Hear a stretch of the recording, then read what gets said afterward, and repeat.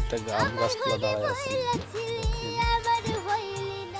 একটা গাছে বর্তমানে 3 পদের আম আছে এই গাছটায়। এই গাছটায় ছোট আম, এই গুটি আম আবার গোল আছে। কত সুন্দর আম, বড় বড় আম হয়ে গেছে, আবার বইল আছে। এটাই কি আল্লাহর রহমত। সুন্দর দেখেন, কত খাওয়ার মতো আম আছে। আবার বইল আছে, একটাই গাছ, আম হয়েছে 3 পদের আছে, একটা বড়, একটা ছোট গুটি গুটি, আর একটা বইল হয়েছে পুরো।